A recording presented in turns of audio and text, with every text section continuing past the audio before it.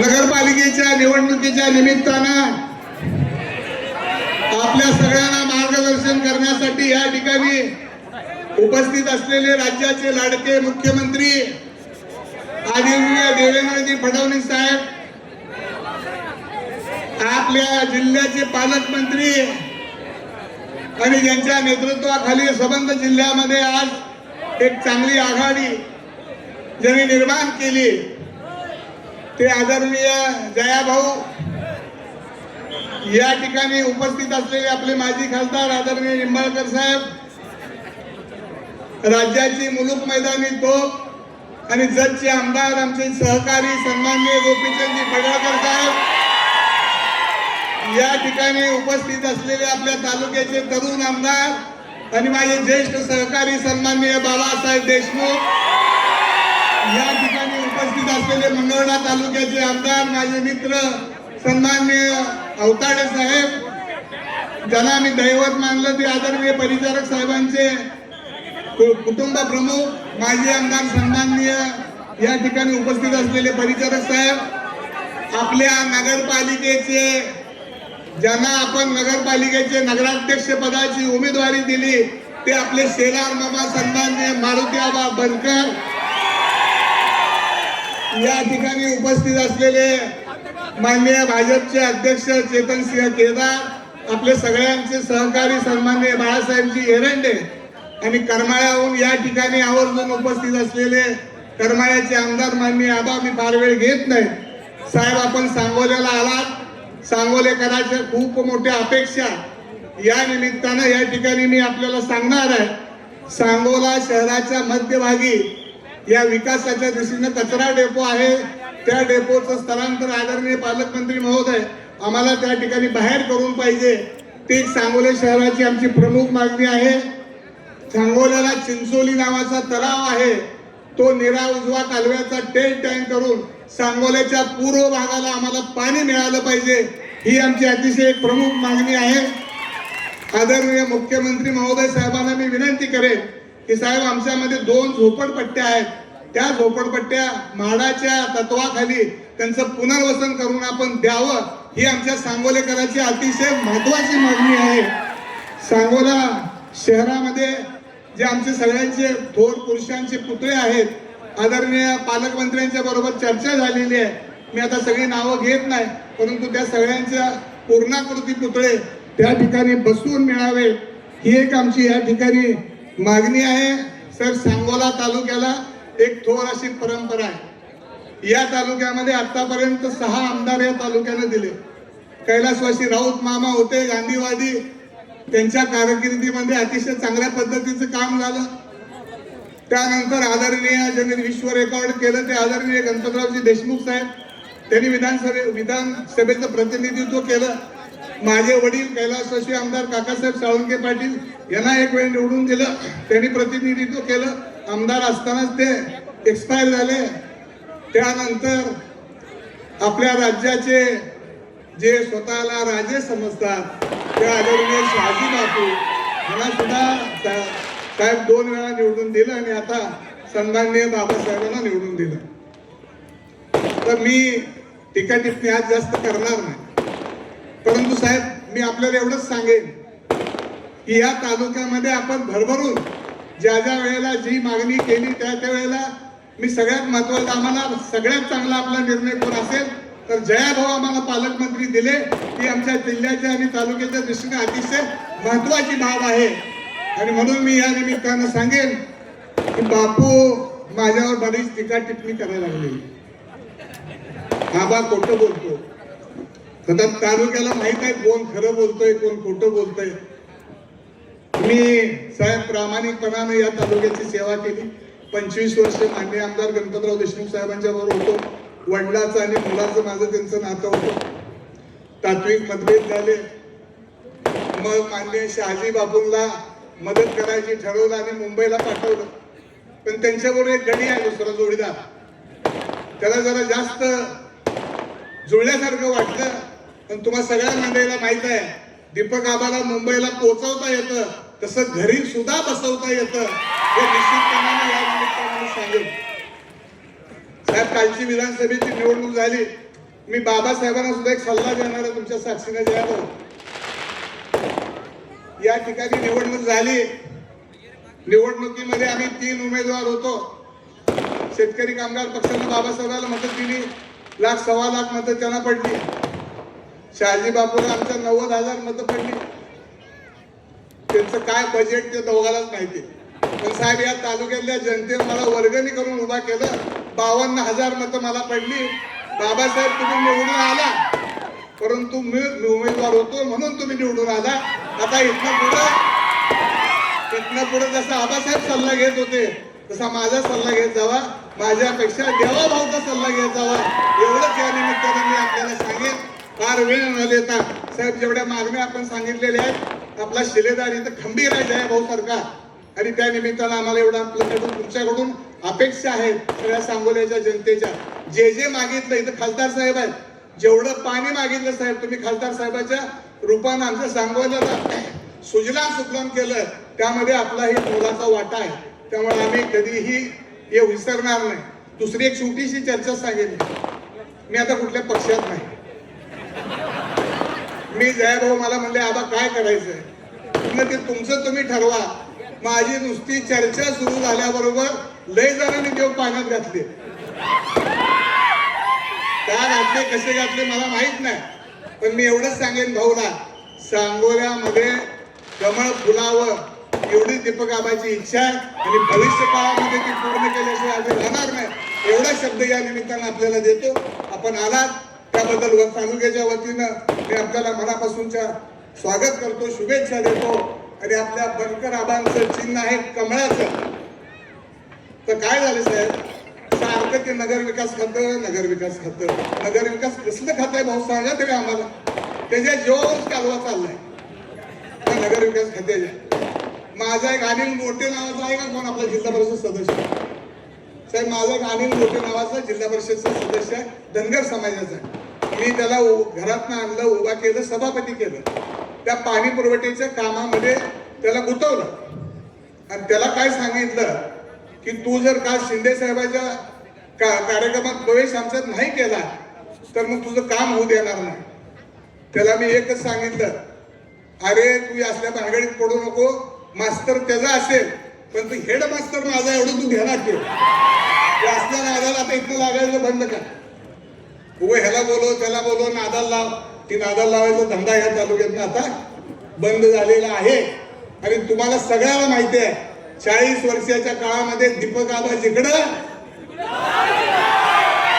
अडचण, आपल्या शेलार मामासह 23 उमेदवार आपले उभा आहेत. चिन्ह वेगळी वेगळी आहे. नगर विकास खात्याचं जबाळ भरपूर आलेलं आहे. लक्ष्मी दर्शन अजिबात सोडू नका. माफ करा साहेब, थोडस आपण जरी स्टेजवर या तालुक्यात आम्हाला काही गोष्टी बोलायला लागतील. तिथं बसलाय कोणतरी माहित आहे का तुम्हाला? रफिक नावाचं. ते काय तसं काय सोडू नका. पण निवडणुकीमध्ये असं मतदान करा कमळाला आणि आपल्या सगळ्याला की पुन्हा निवडणुकीची तलब झाली नाही पाहिजे अशा पद्धतीचं मतदान आपण एवढी कळकळीची विनंती करतो आणि थांबतो. आणि संध्याकाळी बापू तुमची सभा आहे मलाही माहिती आहे, पण उद्याचा दिवस रिकामा आहे. आज माझा नुसता ट्रेलर आहे. मला उद्या सभा घ्यायची पाळी येऊन देऊ नका एवढंच सांगतो. आणि पुन्हा एकदा सांगोला शहरातून एकदा कमळ आपल्या मुंबईला जाऊ द्या अशी आपल्याला आग्रहाची विनंती करतो. आणि 23 उमेदवाराला आपण विजयी करावं ही विनंती करतो आणि सांगतो. धन्यवाद. जय हिंद, जय श्रीराम. धन्यवाद. आबासाहेबांचं स्वप्न पूर्ण झालं आणि बाबासाहेबांच्या रूपानं सांगोल्यात परिवर्तन झालं. त्याला खबरी आमदार सन्मान्य बाबासाहेब देशमुख बोलतायत. सांगोलकर दोन्ही हात वरती, जोरदार टाळी.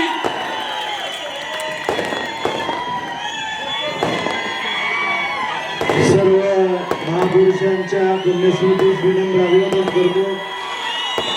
या तालुक्याचे भाग्यविधाते स्वर्गीय भाई गणपतरावजी देशमुख साहेबांच्या पुण्यस्मृतीस विनम्र अभिवादन करतो.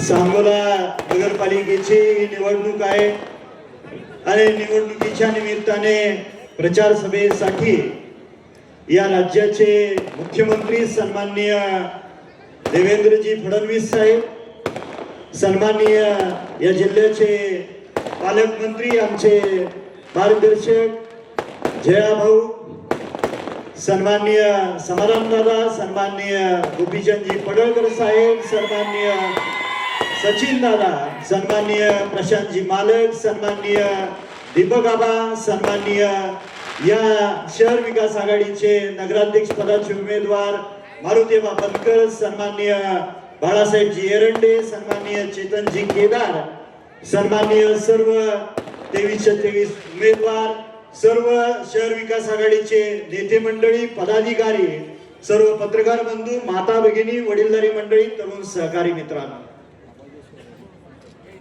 देवाभाऊ सांगोल्यामध्ये पहिल्यांदाच शेतकरी कामगार पक्षाने, भारतीय जनता पार्टी आणि दीपक आबा गट, रिपब्लिकन पार्टी एकत्र येऊन निवडणुकीला सामोरे जातो.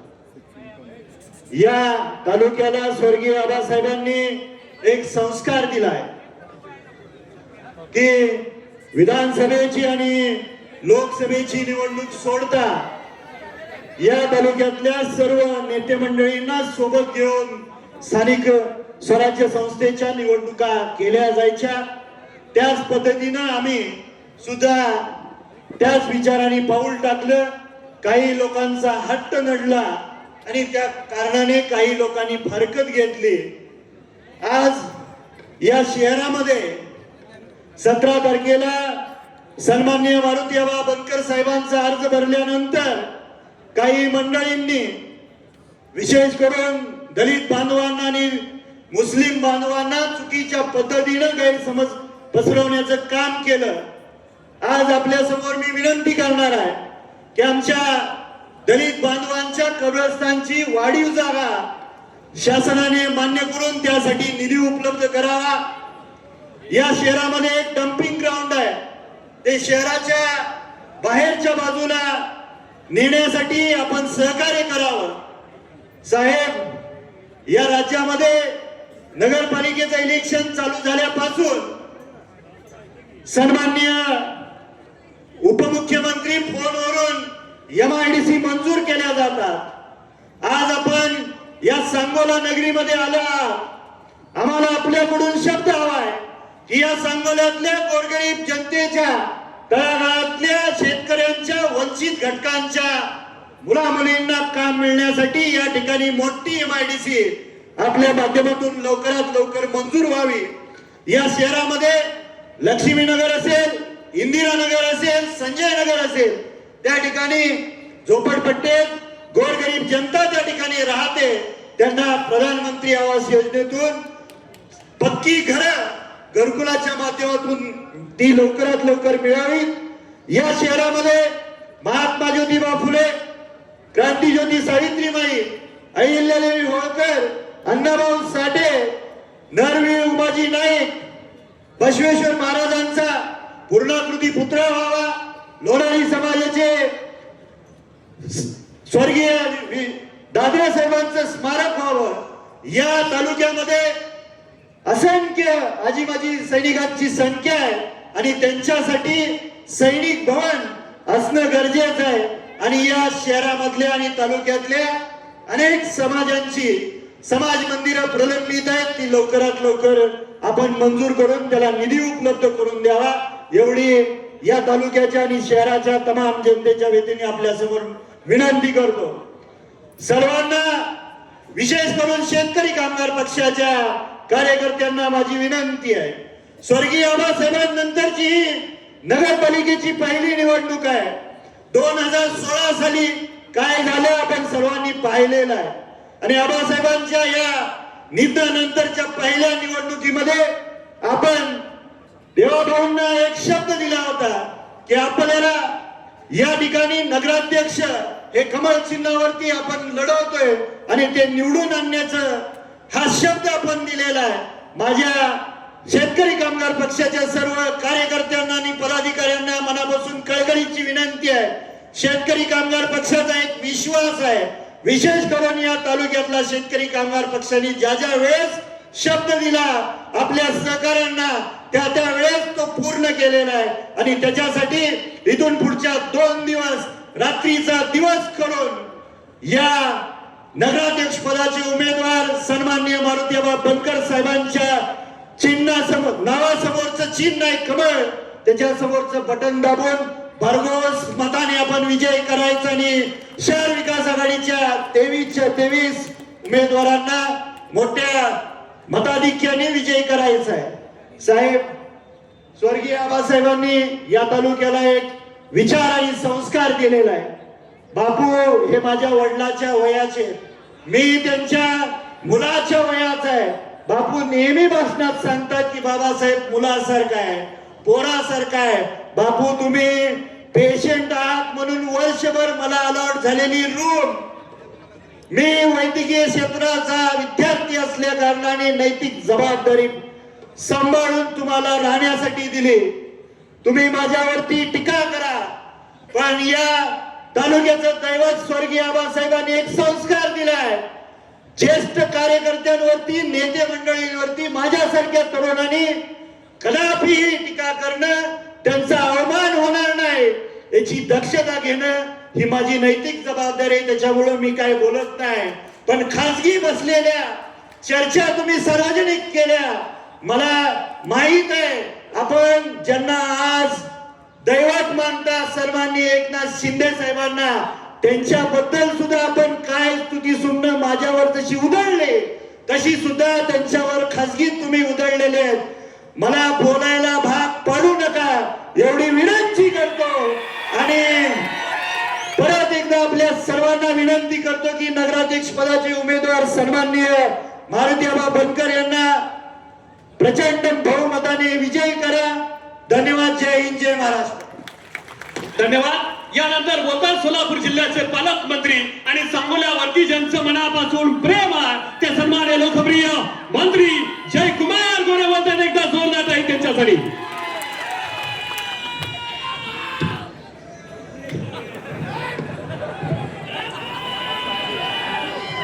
आज सांगोला शहराचं भविष्य येणाऱ्या 5 वर्षासाठी आपण कुणाच्या हातात द्यायचं ही ठरवणारी सांगोला शहराची नगरपालिकेची निवडणूक आणि या निवडणुकीच्या निमित्तानं आपल्या सगळ्यांना या ठिकाणी आश्वस्त करण्यासाठी आलेले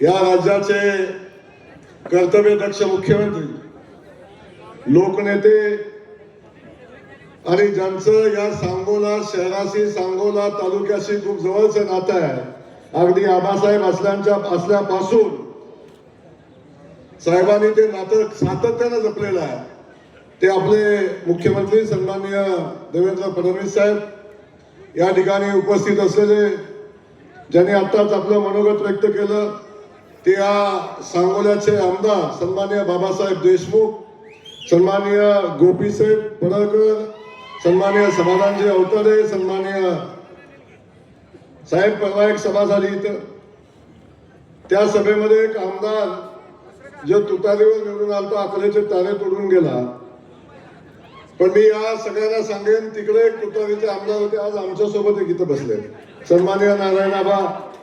आम्ही हिशोब ठेवत नाही, उधारी ठेवत नाही आम्ही।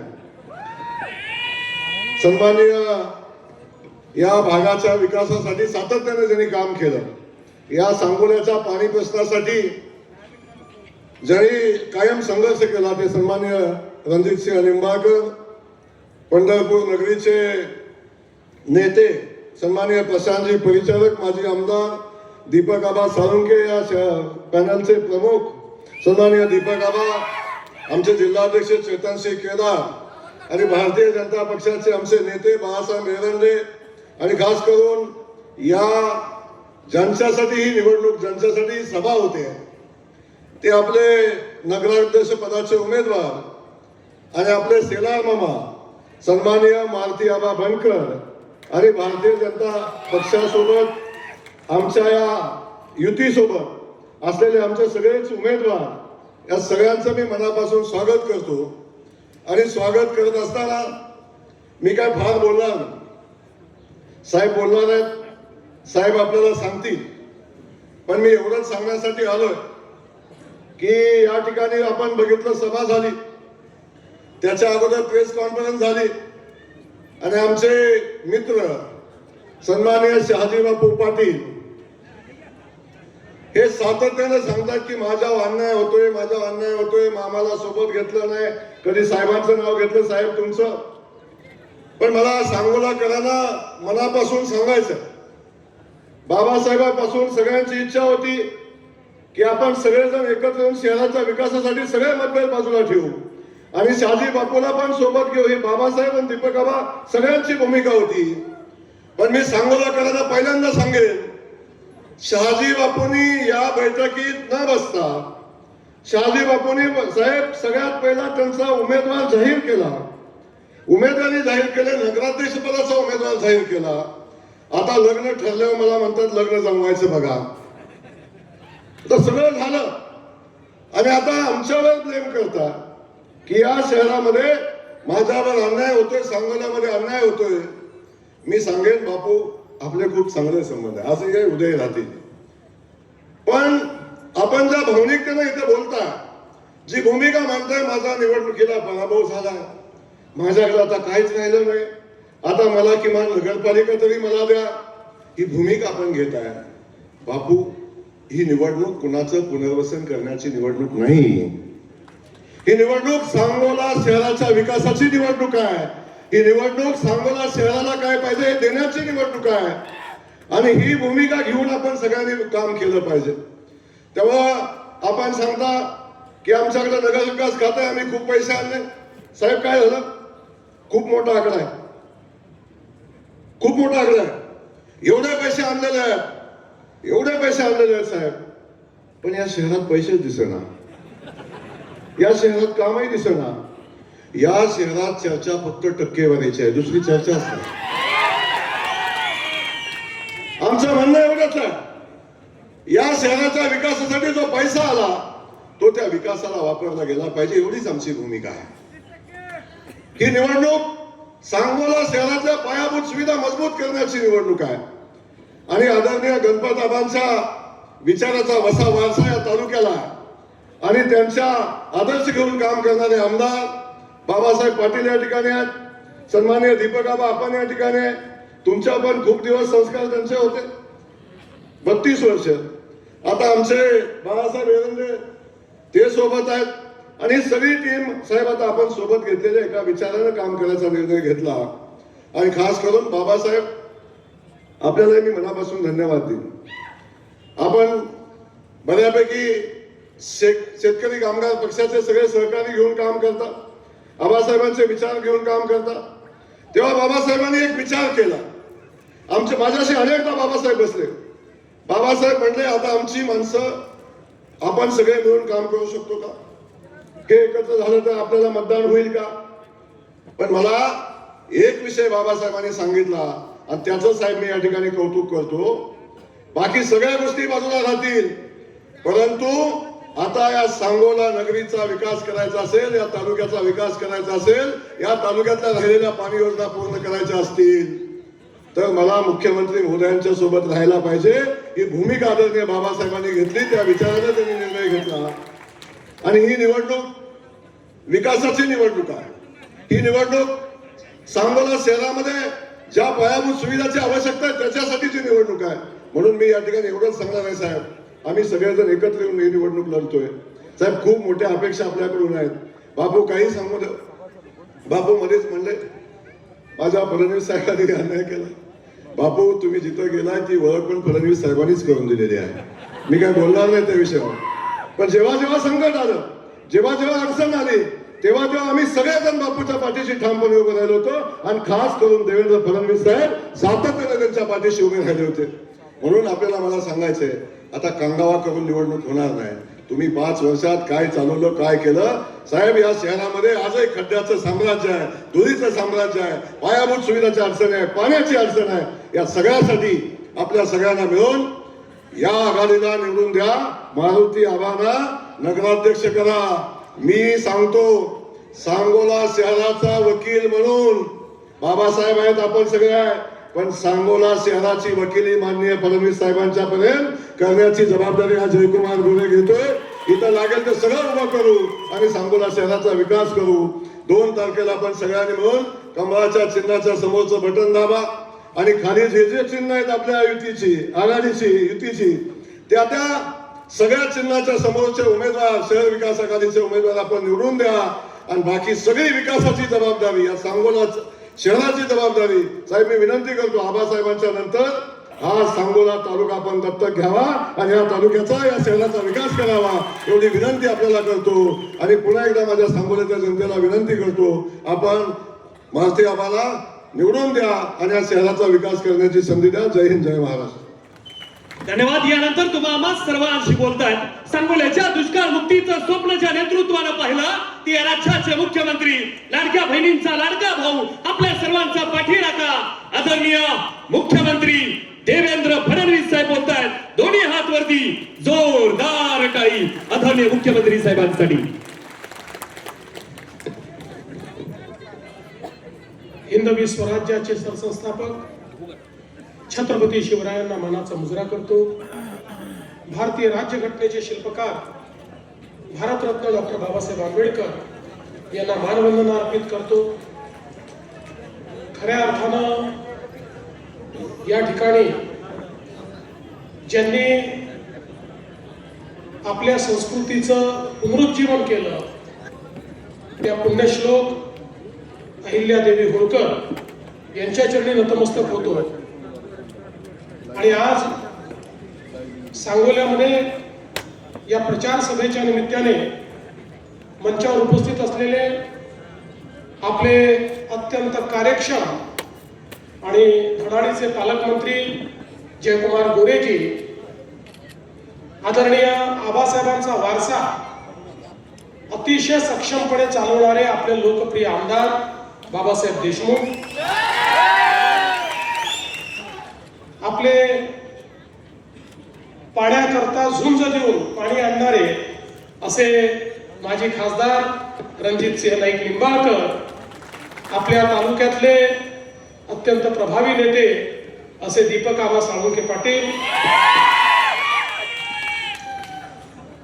आणि जतचा ढाण्या वाघ गोपीचंद पडळकरजी, आमदार समाधान दादा अवताडे, आमदार सचिन दादा पाटील, आमदार नारायण आबा पाटील, आपले पंढरपूरचे नेते माजी आमदार प्रशांत परिचारकजी, चेतनसिंह केदार सावंत, बाळासाहेब एरंडे, दुर्योधनजी इपरकर, सचिनजी देशमुख, बाळासाहेब काटकर, अजितजी जगताप आणि या ठिकाणी नगराध्यक्ष पदाकरता आपले उमेदवार मारुती आबा मनकर आणि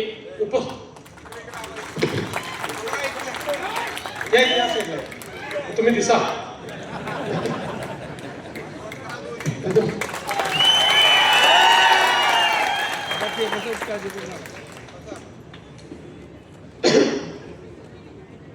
सर्वप्रथम मी आज या ठिकाणी ज्यांनी 54 वर्ष महाराष्ट्राच्या विधानमंडळामध्ये शेतकऱ्यांचा आणि कामगारांचा आवाज बुलंद केला ते आमचे गणपतराव आबासाहेब देशमुख यांना विनम्र आदरांजली अर्पित करतो.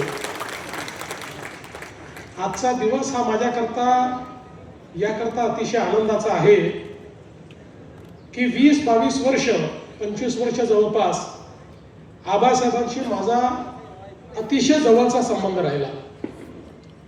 ज्याला आपण अतिशय मनाचा संबंध म्हणतो अशा प्रकारचा त्यांचा माझा संबंध होता. पण एक गोष्टीची खंत मला नेहमी असायची की मी जेव्हा जेव्हा सांगोल्यात यायचो आबासाहेबांच्या विरोधात मत मागायला यावं लागायचं, कारण त्यांचा पक्ष वेगळा आमचा पक्ष वेगळा. त्यामुळे खंत मनात असायची की एवढा चांगला व्यक्ती की ज्यांच्याकडनं या महाराष्ट्रातले अनेक प्रश्न आम्ही शिकलो, ज्यांच्याकडनं या महाराष्ट्राच्या राजकारणामध्ये कशा पद्धतीनं सामान्य माणसाला आपण न्याय देऊ शकतो, त्याची भूमिका कशी प्रभावीपणे मांडू शकतो, आणि सोबत केवळ 2 आमदार कधी 3 आमदार असतानाही अतिशय धडाडीने सामान्य माणसाचे प्रश्न कसे सोडवू शकतो हे आम्ही आबासाहेबांकडनं शिकलो. आणि म्हणून मला ही नेहमी खंत असायची की अशा व्यक्तीच्या विरोधात आपल्याला मतं मागायला यावं लागतं. पण आज मला अतिशय आनंद आहे की बाबासाहेब सोबत आहेत आणि आता आम्ही एकमेकाकरता या ठिकाणी मतं मागण्याकरता आलेलो आहोत. खरं तर मगाशी जयकुमार भाऊंनी सांगितलंय खरं आहे, ज्यावेळी या युतीच्या संदर्भातली चर्चा झाली आणि माझं आणि बाबासाहेबांचं फोनवर बोलणं झालं, त्यावेळी आम्ही या ठिकाणी आबांच्या बद्दलही बोललो आणि सगळ्या गोष्टींची चर्चा केली.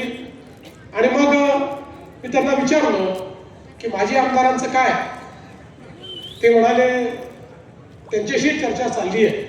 मी म्हटलं करा, सगळेच एकत्रित येऊ, कोणी बाहेर नको. शहर विकासाचा विषय आहे. जर एखाद्या शहरामध्ये तुम्ही आम्ही इतके वर्ष एकमेकाच्या विरोधात लढलेले जर एकत्र येऊ शकतो तर शहर विकासाकरता कोणाला बाजूला कशाला ठेवायचं, सगळ्यांना आपण सोबत घेऊया. पण मला असं वाटतं की बापूंनी त्या ठिकाणी आधीच भूमिका ठरवून टाकली आणि त्यामुळे ते बाहेर राहिले, काही हरकत नाही.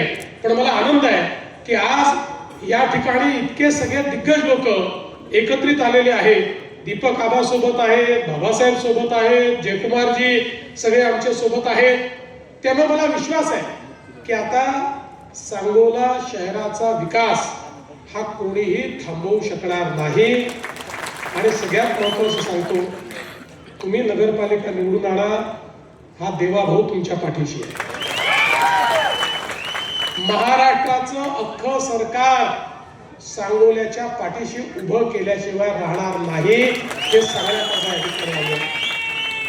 बंधू भगिनींनो, हा जो काही नगरपालिकेची निवडणूक आहे हा लोकशाहीचा उत्सव आहे.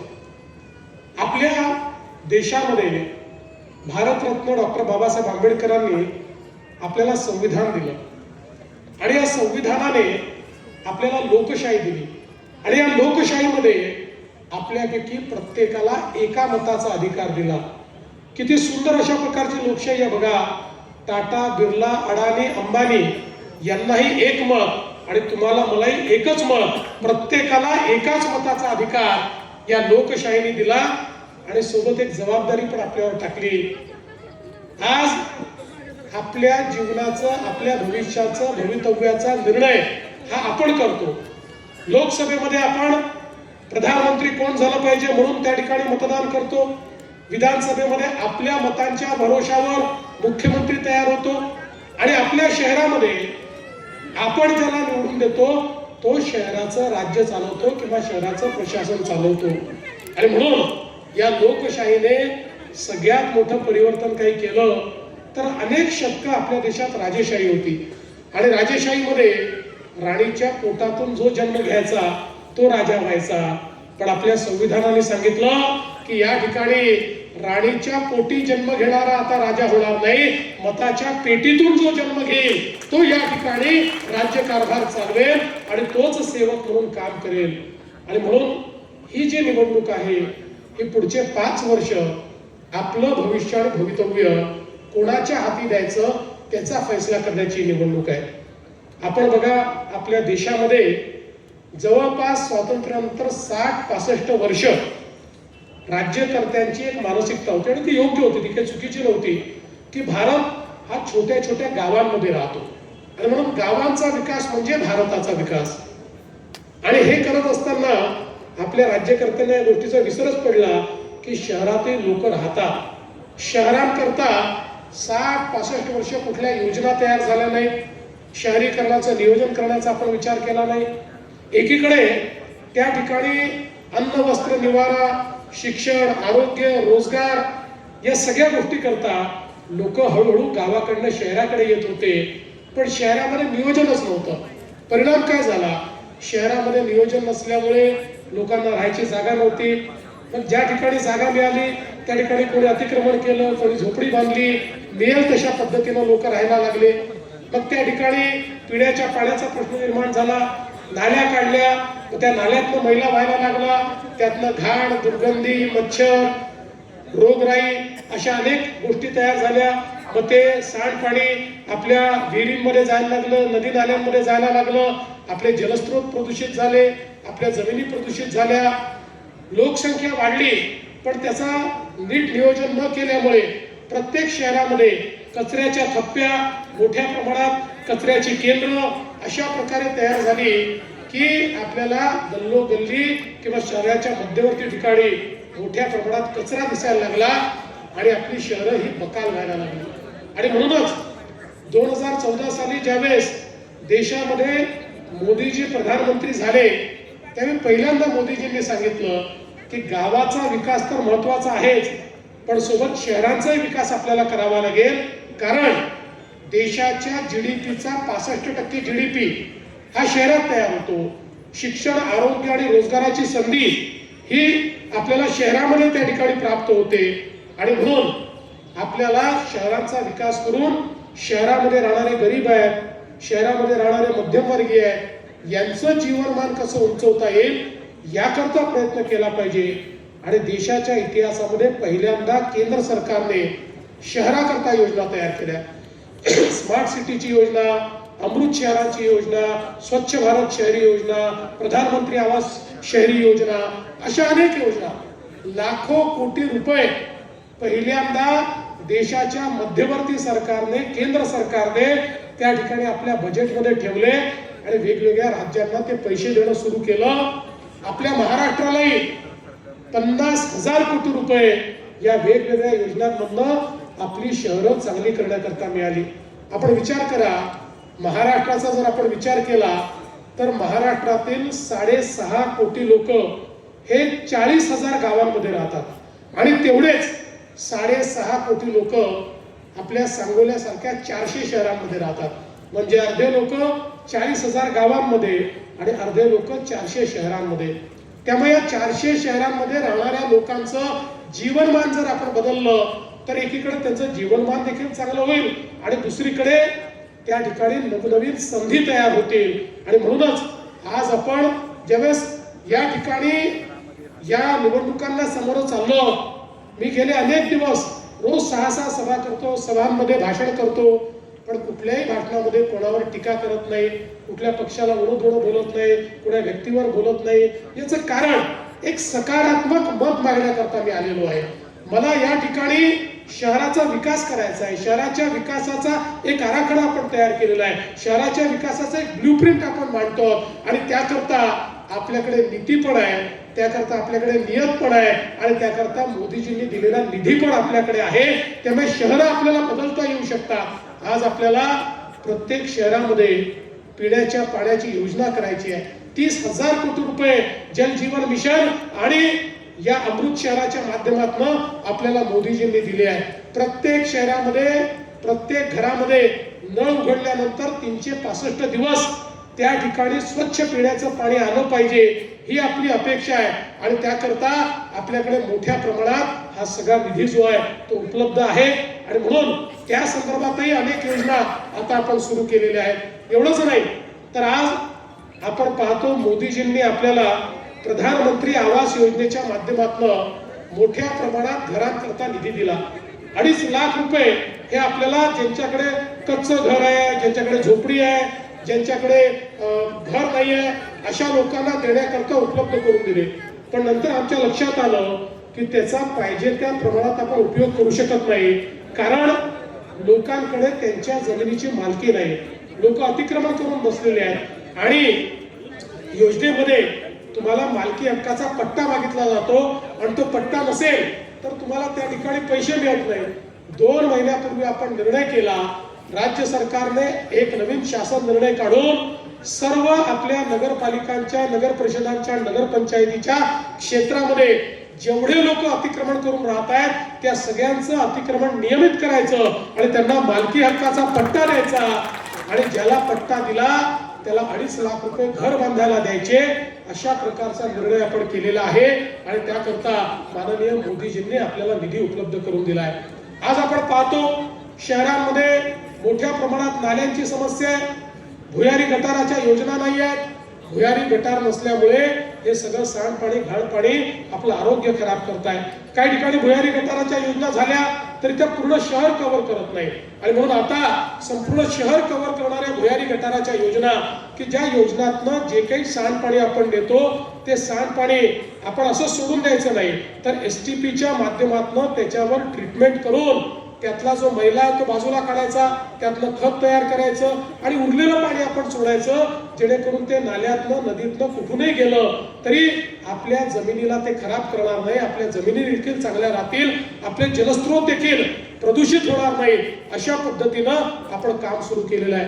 आणि त्यासोबत आता आपण मोठ्या प्रमाणात घनकचऱ्याच्या व्यवस्थापनाचं काम सुरू केलं आहे. सांगोल्यातली एक प्रमुख समस्या ही देखील आहे, शहराच्या मध्यवर्ती ठिकाणी कचऱ्याचा डेपो तयार झालेला आहे. त्यामुळे तो डेपो आपल्याला हलवायचा आहे. आपण काळजी करू नका, स्वच्छ भारत योजनेच्या अंतर्गत आपल्याकडे भरपूर निधी आहे. केवळ आपल्याला ती कचरा कुंडी तो डेपोच बाहेर न्यायचा नाही, तर त्याच्यासोबत सगळा कचरा जमा करून त्या कचऱ्यावर आपल्याला योग्य प्रक्रिया करायची आहे. आता कचरा जमा करणं हे इतिहास जमा झालेला आहे. आता महाराष्ट्रातल्या किमान 400 पैकी 300 शहरांमध्ये आम्ही कचऱ्यावर वेगवेगळ्या प्रकारची प्रक्रिया सुरू केलेली आहे. आता कचरा ही आपली लायबिलिटी राहिलेली नाही. आमचे गडकरी साहेब नेहमी म्हणतात, nothing is waste, everything is wealth. हा कचरा वेस्ट राहिलेला नाही. आता या कचऱ्यावरही आपण प्रक्रिया करतोय.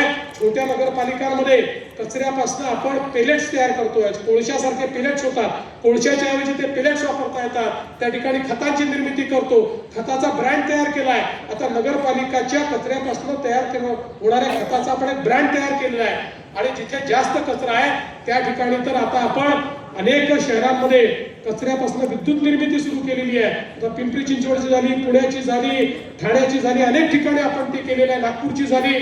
आणि अनेक ठिकाणी कचऱ्यापासून गॅसची निर्मिती करतोय, जो गॅस CNG सारखा आपल्या वाहनामध्ये भरता येतो आणि आपली वाहनं त्याच्यावर चालवता येतात. त्यामुळे या सगळ्या योजनांकरता आपल्याला केंद्र सरकारने निधी दिलेला आहे.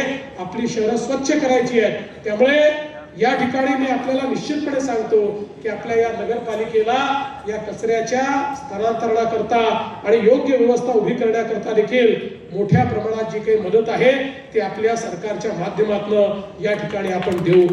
आज आपल्याला माहिती आहे की अनेक गोष्टी आपल्याला करायच्या आहेत. या सांगोला शहराला आमच्या बाबासाहेबांनी सांगितलं धूळमुक्त करा. आपण काळजी करू नका, आपल्याला धूळमुक्त करण्याकरता चांगले रस्ते, कॉन्क्रीटचे रस्ते आज आपण मोठ्या प्रमाणात नगरपालिकेच्या क्षेत्रांमध्ये करतो आहोत. आणि ते काम देखील आपण करू. आणि आपली जी अमृत योजना आहे, या योजनेतनं आपल्याला उद्यानं तयार करता येतात, यातनं मैदानं आपल्याला तयार करता येतात, यातनं तलावाचं संवर्धन आपल्याला करता येतं, हरित पट्टे यातनं तयार करता येतात. त्यामुळे मला असं वाटतं की एक जे तुमच्या सगळ्यांच्या स्वप्नातलं सांगोला शहर आहे ते तयार करण्याकरता आराखडा तुम्ही तयार करा. त्याला मदत करण्याचं काम मात्र आम्ही करू. सरकार निश्चितपणे त्या ठिकाणी मदत करेल. आज खरं म्हणजे आपण बघितलं तर मोठ्या प्रमाणात आपले माजी सैनिक या सगळ्या भागामध्ये आहेत. आणि माजी सैनिकांची मागणी असते की आमच्या माजी सैनिकांकरता एखादं भवन या ठिकाणी तयार झालं पाहिजे. ही अतिशय योग्य मागणी आहे. ज्या लोकांनी देशाकरता आपल्या जीवनातले अनेक वर्ष दिले आणि आता त्या ठिकाणी, कारण सैनिक हा लवकर रिटायर होतो, त्याला अतिशय 17-18 वर्ष तो लागतो, 15-20 वर्ष तो काम करतो आणि तो रिटायर होतो. त्याच्यात उमेद असते, तो अनेक चांगल्या गोष्टी करू शकतो. माजी सैनिक यांच्यामध्ये शिस्त असते, ते अतिशय चांगल्या पद्धतीनं काम करतात. त्यामुळे त्यांचं एक योग्य संघटन झालं पाहिजे. या दृष्टीनं हे जे काही माजी सैनिक भवन आपल्याला उभारायचं आहे त्याला ही पूर्ण मदत ही राज्य सरकारच्या माध्यमातून आपल्याला उपलब्ध करून देऊ.